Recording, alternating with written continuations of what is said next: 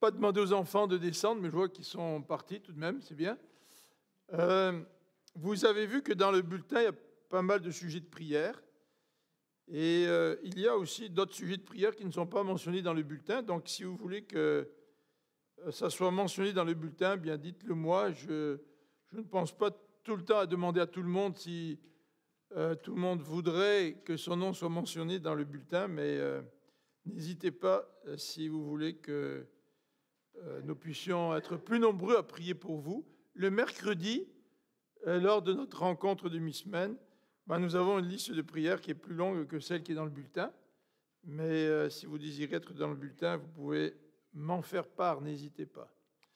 Donc, comme David l'a dit, Brunet est opéré, donc toute la partie cancéreuse du foie a été enlevée. Ça semble être un succès. Il s'est réveillé, il a parlé à sa femme. Jean-Victor m'a tenu au courant des nouvelles. Donc, ça semble être positif. Donc, continuons à prier pour lui parce qu'il reste pendant 24 heures, 48 heures dans une salle de surveillance. Donc, probablement, soit il est déjà sorti ou soit... Oui.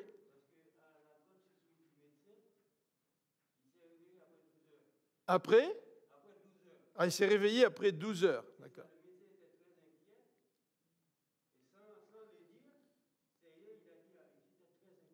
Bon.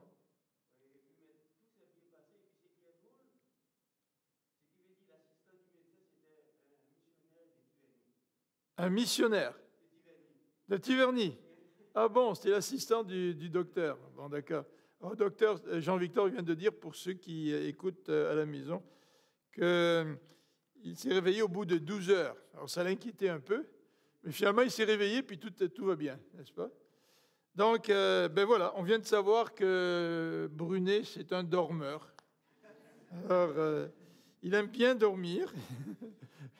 Alors, on est très content. Prions aussi pour Denis, parce que Denis Maisonneuve a vu son médecin jeudi. Donc, l'opération s'est très, très bien déroulée. Plus de cancer, c'est très, très bien. Il n'aura même pas de chimiothérapie à faire. Il n'en a pas fait, d'ailleurs. Il a juste été opéré. Mais il a toujours cette sonde pour uriner. Alors, ça fait au moins la 6e ou la 7e fois qu'ils lui mettent une sonde, et puis ça ne marche pas. Et peut-être qu'il faudra opérer un petit peu la prostate pour permettre... pour élargir un petit peu le conduit, pour lui permettre d'aller aux toilettes, parce qu'il semble que le problème vient de la prostate qui est trop compressée, ou je ne sais pas trop. Là. Voilà. Donc, l'opération, c'était vraiment un succès, mais voilà, c'est quand même handicapant avec cette sonde. Et dans 2 mois, le chirurgien va reconnecter les intestins pour qu'il puisse aller aux toilettes naturellement. Donc, voilà pour notre ami Denis. Prions pour lui. Il faut être patient. Hein. Dans la vie, on pense que il y a une solution qui s'en vient, tout est réglé, puis hop, il y a autre chose.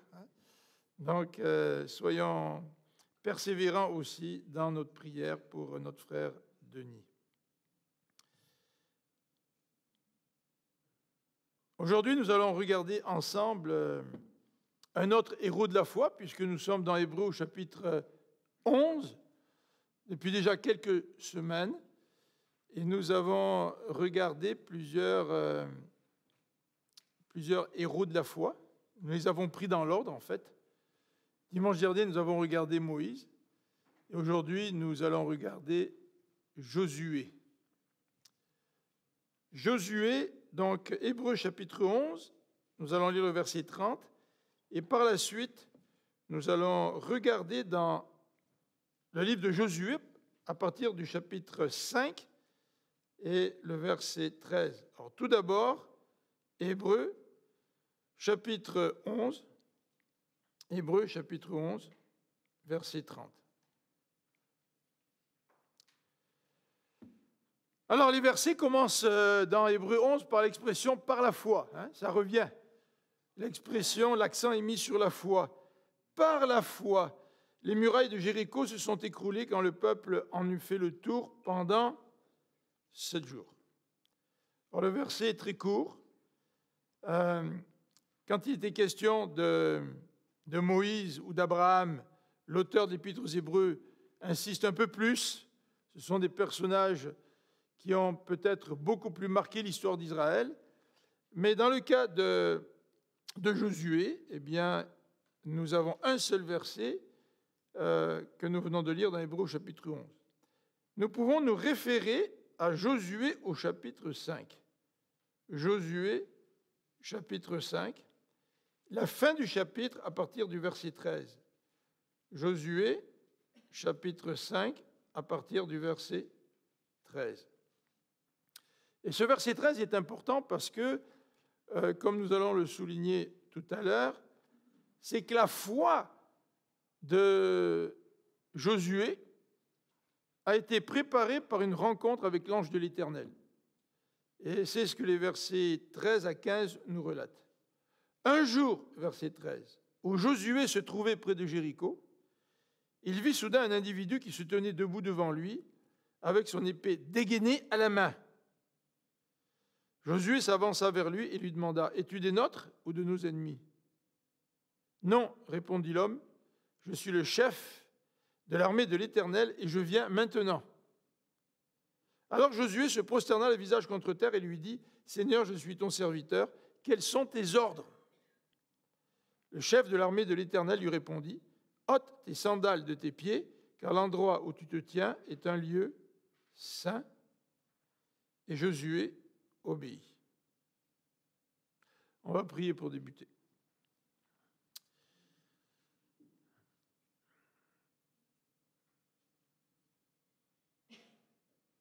Seigneur, merci parce que bien souvent, lorsque nous faisons face à toutes sortes de défis, c'est toi qui viens vers nous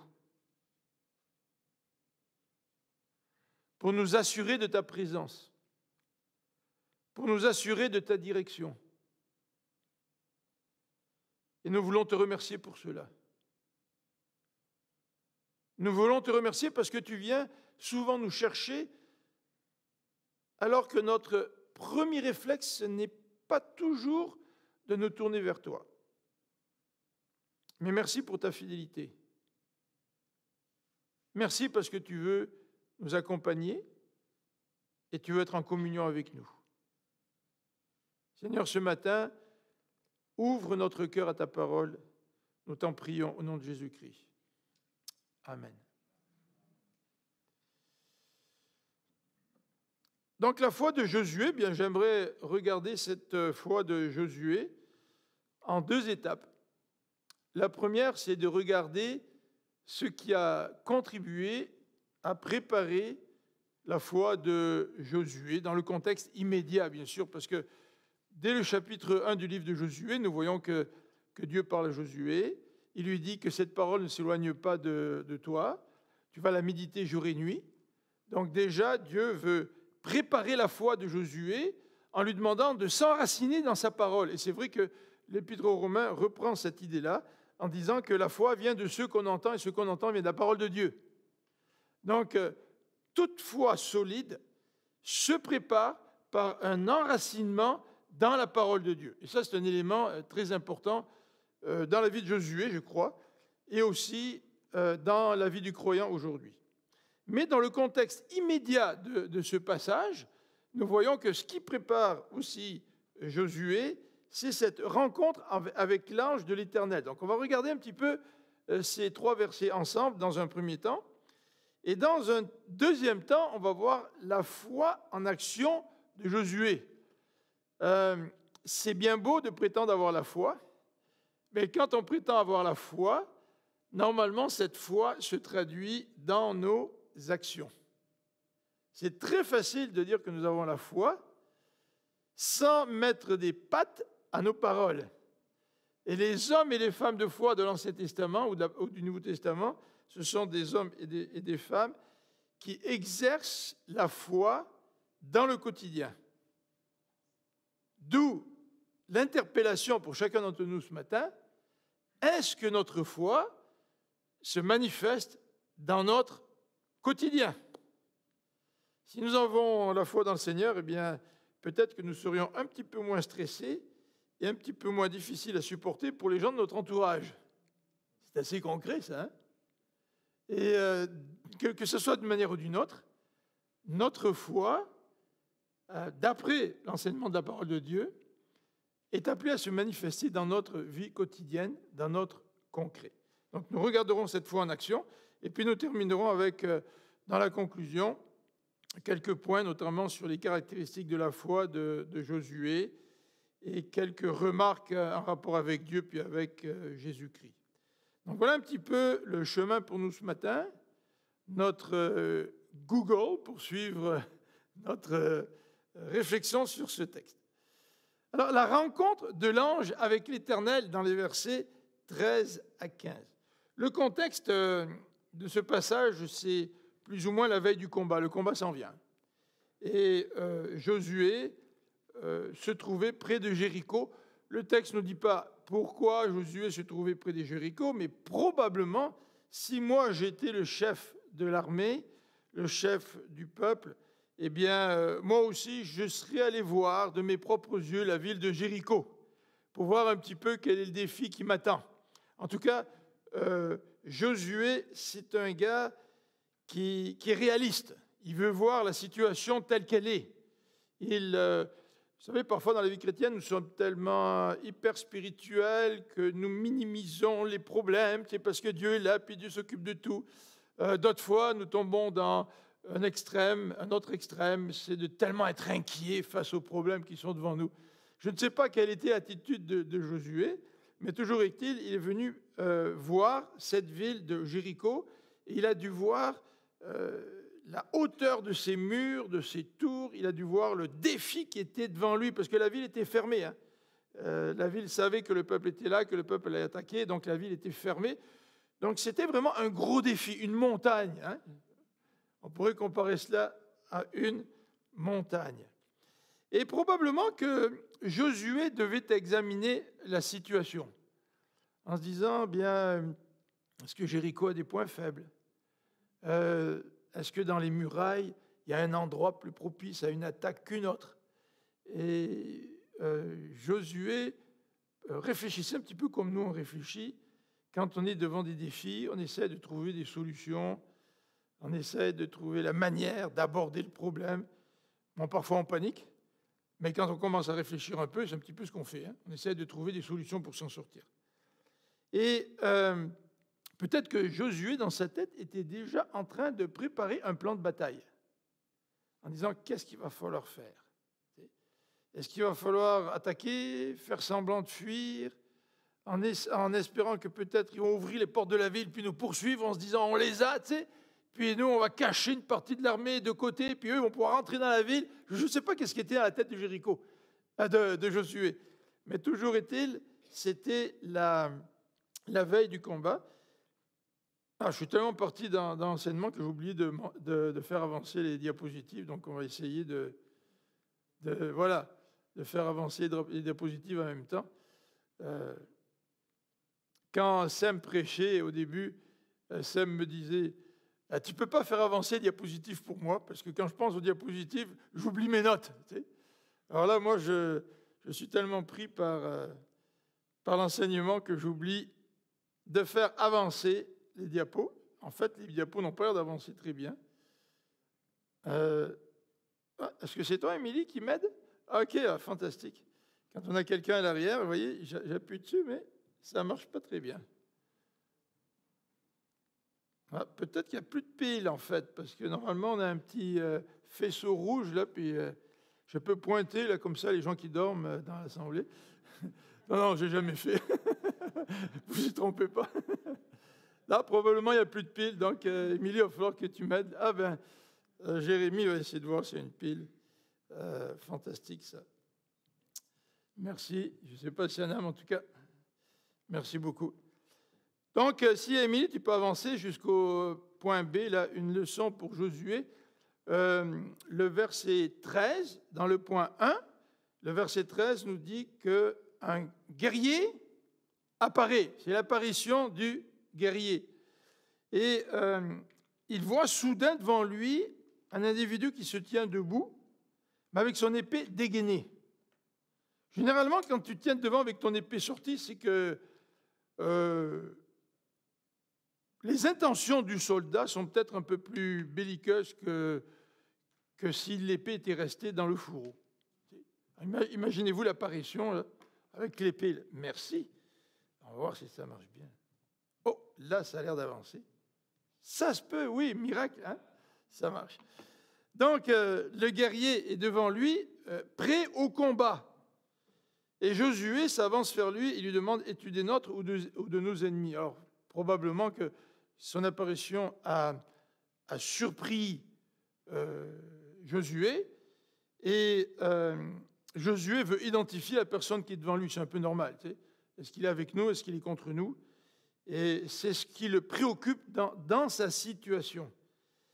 Et c'est drôle parce que quand on est dans des situations où on fait face à des défis, les questions que nous avons face à Dieu ne sont pas nécessairement les réponses que Dieu veut nous donner. Tu sais. Non, il dit à Josué, il dit, ce n'est pas de savoir si je fais partie de ton camp ou si je fais partie des ennemis. Ce n'est pas ça qui est important. Ce qui est important, c'est mon identité. Avant de savoir quoi que ce soit sur qu'est-ce que moi je vais faire, ce qui est important, c'est une question d'identité. Il dit, je suis le chef de l'armée de l'Éternel et je viens maintenant. Vous savez, parfois, lorsqu'on s'adresse à Dieu, on trouve que Dieu prend du temps à répondre. Mais Dieu vient toujours au meilleur moment. Parfois, quand on regarde notre montre, on se dit, Seigneur, tu vas être en retard, c'est -1. Mais le Seigneur vient toujours au bon moment. Il vient se présenter à nous. Et même en tant que chrétiens, dans la communion que nous avons avec Dieu, souvent nous avons hâte que le Seigneur intervienne, que le Seigneur nous donne des conseils, que le Seigneur nous guide, que le Seigneur vienne ouvrir un chemin qui est bloqué devant nous. Là, tu sais. Mais le Seigneur vient toujours. Il vient toujours au bon moment. Et là, c'était le bon moment. Il dit, je viens maintenant. Alors Josué se prosterne, visage contre terre, et lui dit, Seigneur, je suis ton serviteur, quels sont tes ordres? Beaucoup pensent qu'il s'agit d'une apparition de Jésus-Christ, parce que Josué s'est prosterné pour adorer. Et si c'était un ange, l'ange lui aurait refusé l'adoration. Donc, beaucoup pensent qu'il s'agit là de l'apparition dans une apparition de Jésus-Christ dans l'Ancien Testament. Toujours est-il, Josué pose une deuxième question à l'ange de l'Éternel et lui dit, quels sont tes ordres? Alors Josué a tout de suite reconnu que l'autorité résidait dans l'Éternel, hein, que c'est lui le chef de l'armée. En fait, si Josué a été choisi chef du peuple, c'est par délégation, parce que le chef suprême, c'est le Seigneur. Et de reconnaître que c'est le Seigneur qui contrôle toutes choses et c'est lui qui dirige, c'est tout de même un élément réconfortant. De savoir que tout ne repose pas entre nos mains. Et souvent, on a des témoignages d'hommes et de femmes qui nous disent qu'ils ont dû apprendre à laisser aller les situations, laisser aller le cours des choses, non pas par paresse ou par désintéressement, mais par confiance envers un Dieu qui contrôle et un Dieu qui dirige. Cela ne nous enlève pas nos propres responsabilités, bien sûr, mais Josué comprend ici que c'est cet envoyé de Dieu, cet ange de l'Éternel, qui vient combattre à leur côté. Donc il lui pose une deuxième question, il lui dit, quels sont tes ordres? Josué s'attendait certainement à un plan de bataille fumant, tu sais, un plan de bataille auquel personne n'aurait pensé, un plan de bataille qui aurait pu assurer définitivement la victoire. Et voilà que dans sa réponse, dans le verset 14b, ou dans le verset 15 plutôt, le chef de l'armée de l'Éternel lui dit, « ôte tes sandales de tes pieds, car l'endroit où tu te tiens est un lieu saint. » C'est un peu surprenant, hein? Écoute, ange de l'Éternel, on va se battre, là. Si ce n'est pas le temps là, de me dire que c'est un lieu saint, de toute façon, je viens de m'agenouiller, de me prosterner devant toi, là. Pourquoi tu veux que je reconnaisse ta sainteté, tu sais? Le temps, c'est le temps de se battre, là. Il faut que tu me donnes un plan de bataille, il faut que j'aille voir le peuple, il faut que je prépare la prise de Jéricho. Et pourtant, Dieu veut que tout d'abord, Josué reconnaisse la sainteté du Seigneur. Souvent, nous sommes tellement intéressés aux réponses de Dieu à nos défis, à nos problèmes, à nos difficultés, que nous oublions qui est Dieu. Et nous oublions que notre Dieu est un Dieu saint. et que Dieu va combattre pour nous, mais c'est un Dieu qui combat et qui marche dans la sainteté. Et il s'attend à ce que ses enfants reconnaissent dans leur vie la sainteté du Seigneur. Trop souvent, nous sommes pris, obsédés par nos difficultés, que ce soit des difficultés de santé, que ce soit des difficultés financières, que ce soit des difficultés relationnelles.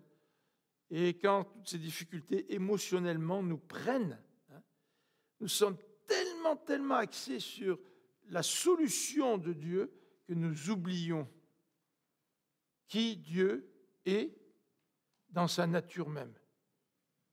Et le Seigneur veut que nous puissions le reconnaître comme il est. C'est un Dieu saint. Et ensuite, le Seigneur va agir. Alors, le texte nous dit au verset 15 que Josué a obéi. Aucune argumentation. Josué obéit. Et pourtant, le défi était de taille. Si vous regardez au chapitre 6, au verset 1 et 2, il nous est dit, la ville de Jéricho avait soigneusement fermé toutes ses portes et s'était barricadée derrière, par peur des Israélites. Personne n'entrait ni ne sortait par ces portes. Vous vous rappelez que précédemment, des espions avaient été envoyés. Et probablement que les espions sont passés par le côté ouest pour entrer dans la ville. Parce que du côté est, la ville était fermée, il y avait le camp des Israélites. Mais maintenant, la ville s'est complètement barricadée, peut-être mieux qu'avant, étant donné l'expérience qu'ils ont eue de ces espions qui sont venus donc examiner de l'intérieur la ville de Jéricho. Donc la ville était barricadée, et probablement que la ville était prête pour un long siège en perspective. Ils avaient probablement de l'eau, ils avaient probablement de la nourriture, des hautes murailles, presque imprenables. Et pourtant, au verset 2, l'Éternel dit alors à Josué, vous voyez, après que Josué ait reconnu la sainteté de Dieu, il dit à Josué, regarde, je te livre Jéricho, son roi et tous ses guerriers. Je te livre Jéricho, son roi et tous ses guerriers. Ça, c'est l'engagement de Dieu. Et Dieu n'a pas encore communiqué son plan à Josué.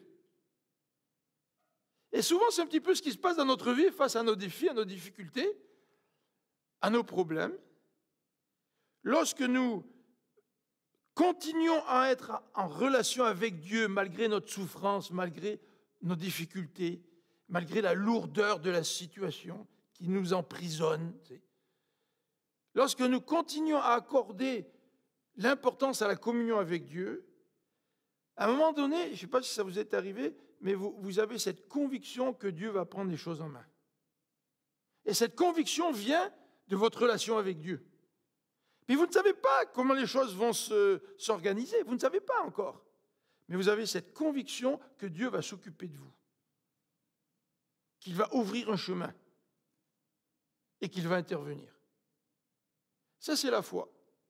Vous vous rappelez ce qu'on a dit de la foi? La foi, c'est cette capacité de voir l'invisible.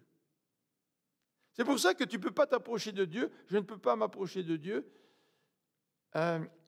simplement avec mes facultés humaines. Parce qu'avec mes facultés humaines, je ne peux pas percevoir les réalités spirituelles. Et nous avons besoin d'être conduits par l'Esprit de Dieu. Nous avons besoin de marcher avec Dieu pour que Dieu puisse nous donner la conviction, la foi, la confiance que lui va s'occuper de nous. Et ça, vous savez, c'est peut-être le plus grand miracle que quelqu'un peut vivre, au-delà du problème en soi. Parce que finalement, on va tous faire face au même problème, celui de la mort. Et à moins que le Seigneur revienne avant qu'on meure, on va tous mourir. Mais qu'est-ce qui est plus important que la mort? C'est la confiance que nous avons dans le Seigneur. Et cette confiance, c'est la faculté de percevoir l'invisible. On a parlé de ça déjà. Cette faculté de croire à la résurrection, même si tu n'as jamais vu quelqu'un ressusciter. C'est la foi, c'est l'assurance que Dieu te donne. L'assurance que les promesses que Dieu nous a données, elles sont pour nous. L'assurance qu'avait Abraham, qu'il aurait une descendance, il l'a eue. et ça s'est produit, mais il ne l'a jamais vu. Vrai? Et nous aussi, nous n'avons jamais expérimenté la résurrection. Pourtant, on va l'expérimenter, cette résurrection, par la foi en celui qui est déjà ressuscité d'entre les morts, Jésus-Christ. Donc voilà un petit peu la préparation de la foi de Josué. Il a rencontré cet ange de l'Éternel. L'ange de l'Éternel a recadré, d'un point de vue spirituel, la situation pour Josué, pour qu'il puisse reconnaître ce qui est important, pour qu'il puisse d'abord exercer sa foi, et ensuite, Dieu lui a dit, oui, je m'engage à te donner le roi de Jéricho, puis à faire tomber la ville devant toi. Alors, pour l'instant, rien ne s'est encore produit. Mais pourtant, c'est le plus important que c'est produit. Hein? Comme quand on est coincé dans certaines situations, il n'y a rien qui se produit, mais à un moment donné, oui, on comprend que Dieu est Dieu, on continue à l'adorer, à reconnaître sa souveraineté, à reconnaître sa toute-puissance, sa sainteté, sa grandeur, et nous avons cette conviction que Dieu va intervenir, mais rien ne se passe encore. Mais Dieu va intervenir. Alors, dans le cas de Josué, c'est le même modèle. Dieu va intervenir, mais Dieu va intervenir en demandant à Josué d'exercer sa foi. Dieu, il ne dit pas à Josué, assis-toi sur le côté de la route, puis tu vas voir tout ce que je vais faire, puis toi, tu n'as rien à faire.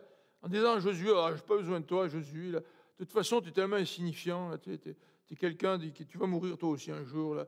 Une vie sur la terre, c'est rien, c'est comme l'herbe des champs. Là, reste assis, puis moi, je vais tout faire. Non, Dieu a un plan, n'est-ce pas? En même temps, il donne à Josué maintenant des indications. Donc, quand Dieu intervient dans notre vie, Dieu, il nous donne l'assurance qu'il va intervenir, mais Dieu veut en même temps que nous prenions les démarches qui sont nécessaires, tout en étant conscients que ce n'est pas par nos forces que nous allons sortir de la difficulté ou du problème. Nous allons sortir par la force de Dieu, par l'intervention de Dieu. Mais Dieu veut que nous soyons des couvriers avec lui. Donc, il veut qu'on assume ce qui fait partie de notre responsabilité. Être croyant, ce n'est pas se déresponsabiliser en disant, de toute façon, Dieu va tout faire. Non, ça, c'est un manque de responsabilité. Mais même si Dieu me demande une certaine conduite, la délivrance vient complètement de Dieu. Et c'est ce qui va se passer dans ce récit. Alors, avant de regarder cette foi en action, au chapitre 6, il y a une question qu'on peut se poser. C'est que Dieu demande au peuple de vouer Jéricho par interdit. Le verset 17 nous dit « La ville, avec tout ce qu'elle contient, sera vouée à l'Éternel. Seule Rahab, la prostituée, sera laissée en vie avec tous ceux qui se trouveront dans sa maison, car elle a caché les hommes que nous avions envoyés. Mais attention, prenez bien garde à ce qui doit être voué à l'interdit. Ne prenez rien de cela, sinon vous placeriez le camp d'Israël sous une sentence de destruction et vous lui attireriez le malheur. Tout l'argent, l'or, tous les objets de bronze et de fer seront consacrés à l'Éternel et on les mettra dans son trésor. » C'est Dieu qui intervient, c'est Dieu qui va ramasser toute la gloire. Pas de butin pour le peuple. Vous donnez tout au Seigneur. Et dans cette pratique de vouer une ville à l'Éternel, eh bien, le texte nous dit que toute la population doit être passée par le fil de l'épée, que ce soit hommes, femmes en pleine santé, vieillards, jeunes enfants, etc. Et la question que nous pouvons nous poser, c'est de nous dire, est-ce que le Dieu de l'Ancien Testament est-il cruel? Comment ça se fait qu'un Dieu supposé, un Dieu d'amour, puisse permettre une telle pratique? Eh bien, quand on regarde ce que Dieu a dit à Abraham dans Genèse au chapitre 15, verset 16, Dieu dit, c'est seulement à la 4e génération que tes descendants reviendront d'Égypte ici en Canaan, car jusqu'à présent, les Amoréens n'ont pas encore mis le comble à leurs crimes. Donc, pendant que le peuple d'Israël était esclave en Égypte et souffrait de l'esclavage, Dieu laissait du temps aux Amoréens pour que leur péché puisse vraiment se dévoiler dans toute son horreur et dans tout le comble, en quelque sorte. Et le texte de l'Ancien Testament dit clairement que l'arrivée des Hébreux en Canaan, c'est le jugement de Dieu sur des peuples qui sont tombés dans l'idolâtrie et dans des pratiques infâmes. Vous savez qu'en Canaan, parfois même, on offrait ses propres enfants en sacrifice à des dieux. C'est une horreur aux yeux de l'Éternel, ce genre de choses-là. Et le texte biblique nous dit que donc la venue des Hébreux, ça consiste à... C'est le jugement de Dieu sur ce peuple qui est allé tellement loin dans leurs crimes, hein, qu'ils ont vraiment offensé l'Éternel. Dans Deutéronome au chapitre 9,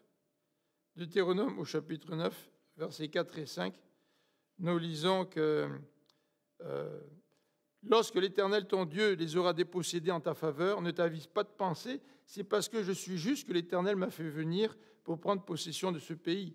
Non, c'est à cause de la perversité de ces peuples qu'il va les chasser devant toi. Ce n'est vraiment pas parce que tu es juste ou que tu as la droiture dans le cœur que tu vas entrer en possession de leur pays. En vérité, c'est parce que ces peuples sont pervertis que l'Éternel, ton Dieu, va les déposséder en ta faveur.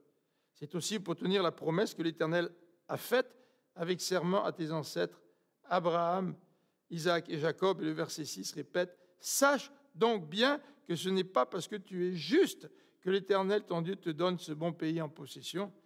En fait, tu es un peuple rebelle. » C'est facile, hein? Quand on regarde les pécheurs à côté de nous, se dire que nous, on est meilleurs qu'eux. En tous les cas, Dieu rétablit l'équilibre avec le peuple d'Israël. Ce n'est pas parce que je te donne ce pays que tu es meilleur que les autres. Mais toujours est-il, cette pratique de dévouer par interdit une ville, c'est l'expression du jugement d'un Dieu qui est juste, nous dit la Bible. Alors, revenons à Josué. Dieu lui dit, bien écoute, voilà le plan. Et le plan nous est décrit au chapitre 6, versets 3 à 5. Et le plan de Dieu est un peu bizarre. Je ne sais pas comment vous auriez réagi si vous aviez été Josué. Pendant 6 jours, toi et tous tes soldats, vous ferez chaque jour le tour de la ville une fois. Ok, on fait le tour de la ville pendant 6 jours. 7 prêtres portant chacun un corps fait d'une corne de bélier précéderont le coffre de l'Alliance. Donc, le coffre de l'Alliance est là, il y a des trompettes. Et le 7e jour, vous ferez 7 fois le tour de la ville, et les prêtres sonneront du corps. Quand le peuple les entendra produire avec leur corps un son prolongé, tout le peuple poussera un grand cri, et les remparts de la ville s'écrouleront sur place. Alors le peuple donnera l'assaut, chacun droit devant lui. Ça n'a pas l'air très, très structuré, cette affaire-là. Quand les murailles vont tomber, tout le monde monte à l'assaut. Tu sais. Et je sais pas, moi j'aurais été Josué, mais Seigneur, pourquoi tu veux qu'on fasse 6 fois le tour de la ville là, pendant 6 jours, là, puis une seule fois, tu sais. Puis le 7e jour, tu veux qu'on fasse le tour de la ville 7 fois. Là. Puis pendant ce temps-là, tu veux qu'on se taise, hein, parce qu'il fallait que le peuple se taise, mais que le 7e jour, 7e fois, là tout le monde se met à crier, tu sais, et les murailles vont tomber. Ouais, Josué arrive devant le peuple, il se dit, ouais, on va faire 7 fois le tour de la ville le dernier jour, et puis si on va se mettre à crier, puis si rien n'arrive, tu sais, je vais être bien nono, moi, là, avec le plan que je vais communiquer au peuple d'Israël. Tu sais. Mais vous savez qu'avec Dieu, quand on veut marcher par la foi, il y a un certain côté absurde d'un point de vue humain. Je ne veux pas dire que c'est dénué de sens, là, que c'est tout à fait irréaliste ni rien. Non, non, parce que l'intelligence fait partie des dons de Dieu. Mais la foi nous amène souvent dans des situations où nous devons poser un pas simplement en faisant confiance à ce que Dieu nous a dit. Puis ce pas, on doit le poser, parce que si on ne pose pas ce pas-là, Dieu ne va pas intervenir. Donc Dieu veut que nous puissions agir sans, d'un point de vue humain, avoir la certitude que quelque chose va se passer. Mais si on a une certitude, c'est parce qu'on a confiance en Dieu, ce n'est pas à cause de nos capacités humaines. Et bien souvent, Dieu nous demande de faire le pas suivant comme étant un pas de foi. C'est vrai, on l'a déjà dit, hein, la foi, ça ne consiste pas à savoir, à connaître tout le trajet là, du point H jusqu'au point B, en connaissant toutes les étapes, les aires de repos, les endroits où tu prends de l'essence et tout ça, puis tu sais exactement où tu t'en vas. Hein, c'est ce qu'on fait. Moi, quand je suis allé au lac Saint-Jean cet été, j'avais comment on dit ça, le GPS. Je savais à quelle heure j'arriverais, je savais combien de kilomètres il restait, je savais où étaient les postes à essence, les McDonald's et tout ça, on savait tout. Mais la foi, c'est pas ça. La foi, c'est de marcher dans l'obscurité, alors que Dieu éclaire juste le pas devant toi. Mais ce pas-là, il faut le prendre pour que tu puisses voir Dieu agir dans ta vie. Et si tu ne le prends pas, ce pas-là, tu vas peut-être être convaincu que ça ne vaut pas la peine de suivre Dieu. Que Dieu ne va pas intervenir. Mais tu vas te tromper. Parce que Dieu veut intervenir, mais Dieu veut que tu fasses ce pas de foi. Alors, je ne sais pas quel est le pas de foi que Dieu veut que vous fassiez dans votre vie, dans la situation qui est la vôtre. Je ne connais pas toutes les situations de chacun d'entre vous. Mais Josué, lui, il a cru. Et parce qu'il a cru, il a fait ce pas de foi, il a obéi. Donc l'exercice de la foi, c'est de faire confiance à Dieu, même quand les choses paraissent absurdes d'un point de vue humain. Vous savez, quand les gens nous ont parlé d'Eduardo, vous vous rappelez là, on a pris un pas de foi. Ce n'est pas parce qu'on a pris un pas de foi qu'on n'a pas assumé nos responsabilités. On a rencontré Eduardo par Internet pendant je ne sais pas combien de fois. Certains d'entre vous avez des rendez-vous à chaque semaine avec Eduardo. Il pratique son français avec vous. On l'a fait enseigner à l'église. On a tout fait pour le connaître. Mais d'un certain côté, on a pris un acte de foi. Tu sais. On a commencé à faire une demande pour le visa. On ne savait pas combien de temps ça allait durer. On ne savait pas combien de temps, de quelle manière la pandémie allait affecter sa demande. Et on a loué un appartement le 15 juin, alors qu'il n'avait aucune réponse du gouvernement. Tu sais, les gens peuvent regarder ça en disant « mais ça ne va pas, là. Vous êtes en train d'investir de l'argent, puis vous avez accepté Eduardo pour qu'il vienne travailler dans l'église, mais vous n'avez pas de réponse du gouvernement. Puis si ça ne marchait pas? Puis si le Seigneur fermait la porte? Si le Seigneur avait fermé la porte, il aurait fermé la porte. Et on aurait accepté qu'il ferme la porte, vrai? Parce que tant que le Seigneur n'ouvre pas toutes les portes, et n'ouvre pas la dernière, mais la chose ne se concrétise pas nécessairement. Tu sais. Il faut que nous puissions marcher à travers toutes les étapes et faire confiance à Dieu à travers toutes les étapes. Et même si la dernière porte ne se ferme pas, je continue à faire confiance à Dieu parce que c'est peut-être pas celle-là qui va s'ouvrir, c'est peut-être l'autre à côté, auquel je n'avais jamais pensé. C'est Dieu nous conduit pas à pas. Et Dieu dirige pas à pas. Dieu veut que nous puissions exercer notre foi, notre bon sens spirituel, que nous puissions faire preuve d'obéissance pas à pas pour qu'il nous conduise là où il veut nous conduire. C'est lui qui a les mains sur le volant, ce n'est pas nous.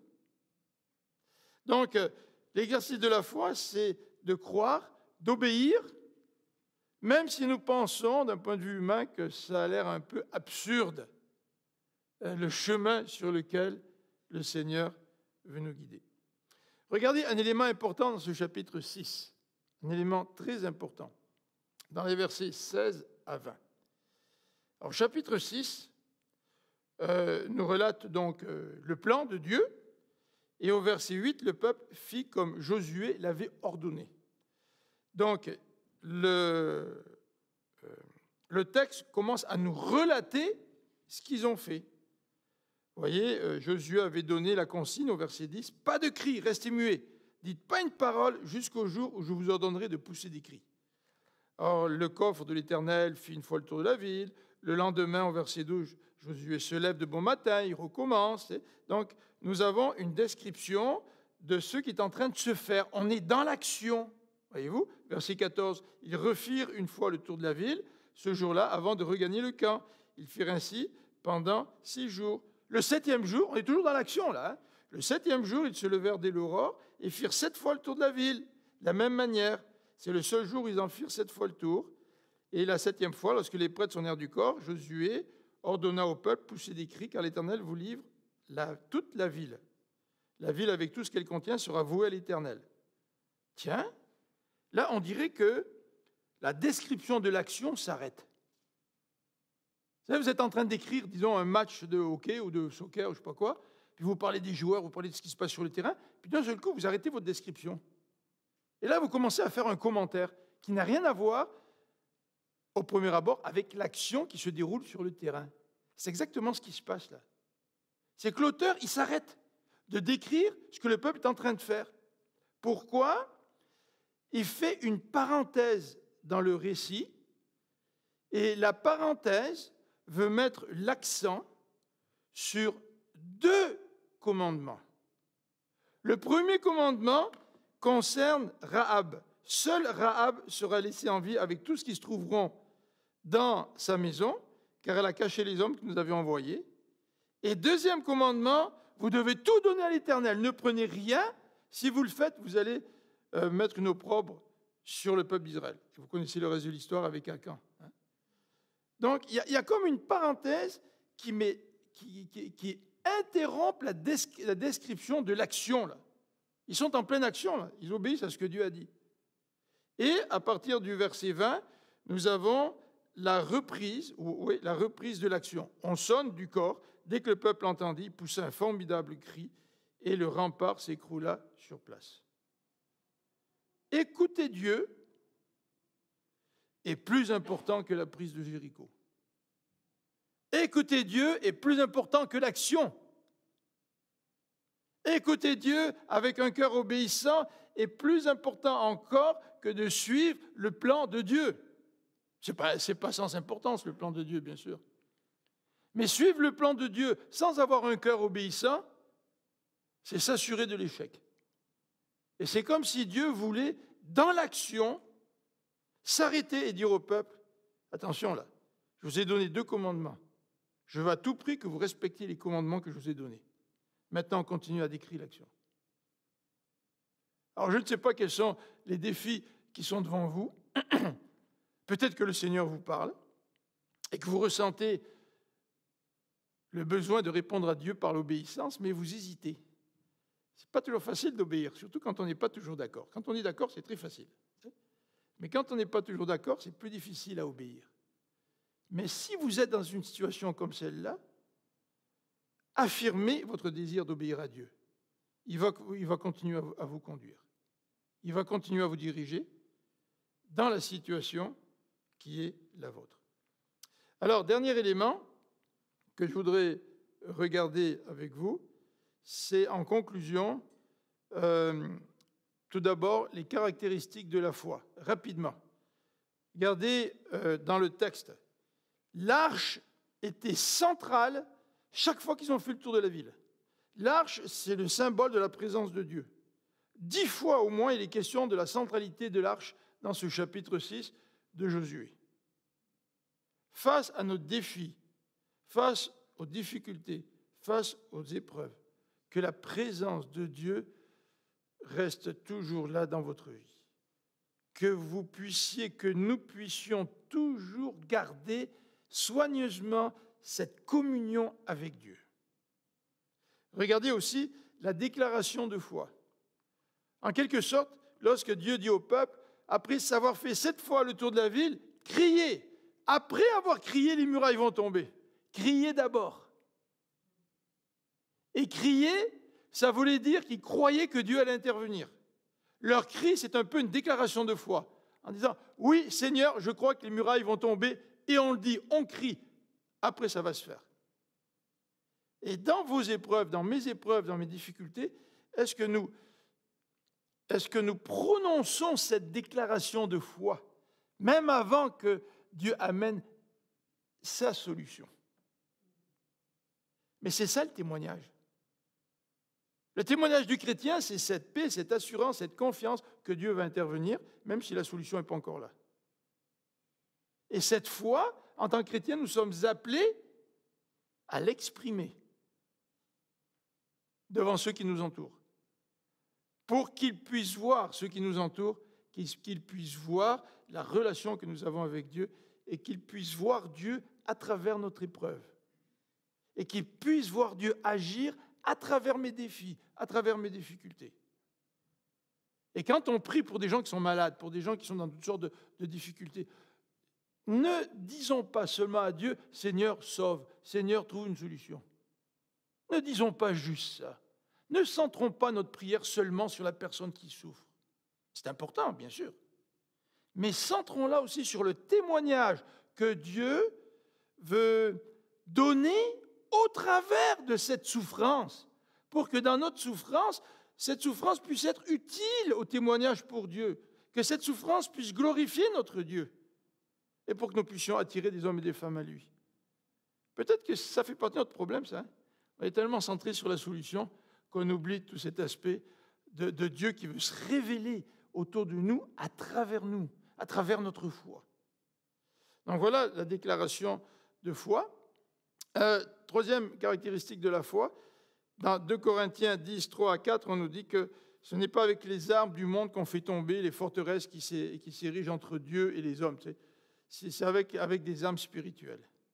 Et la forteresse de Jéricho, elle est tombée avec des armes spirituelles. Elle n'est pas tombée avec un plan de campagne que Josué avait élaboré dans sa tête.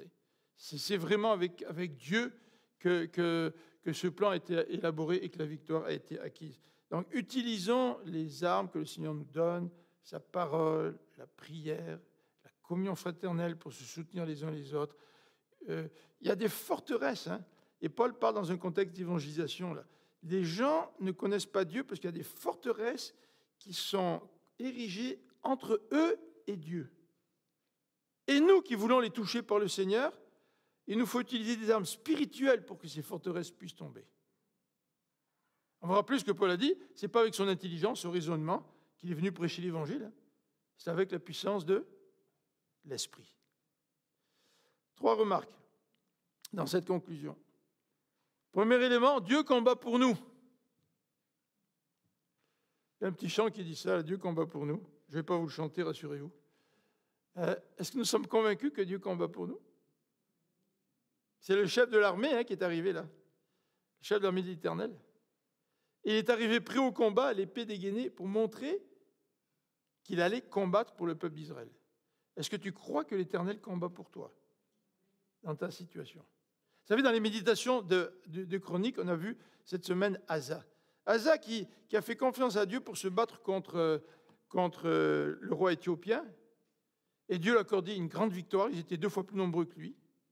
Mais plus tard dans sa vie, le roi d'Israël décide d'attaquer Asa, qui est le roi de Juda.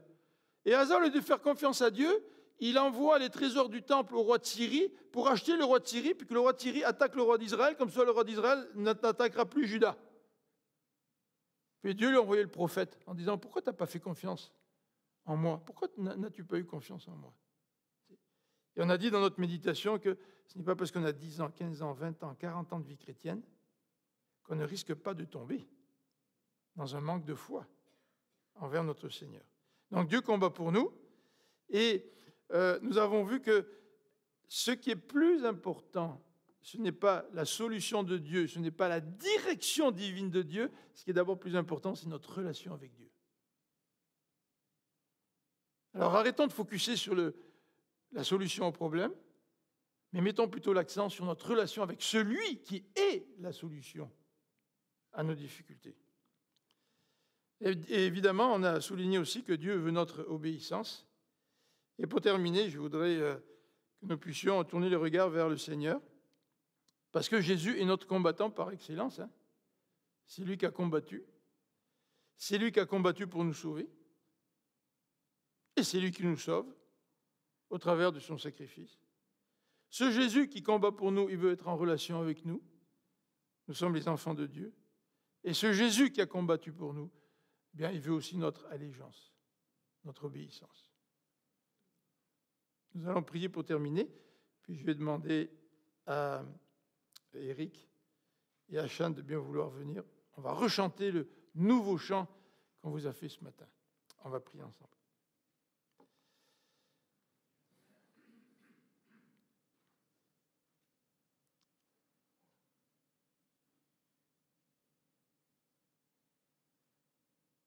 Seigneur notre Dieu,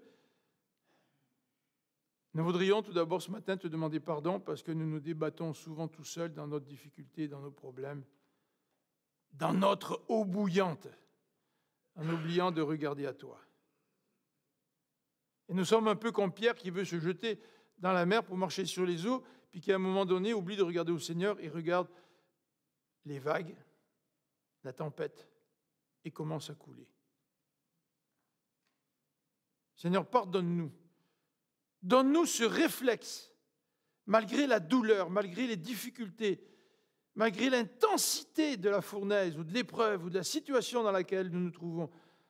Donne-nous comme réflexe de toujours regarder à toi et de chercher à cultiver notre communion avec toi. Amen. Je vous invite à vous lever, à remettre votre masque, évidemment.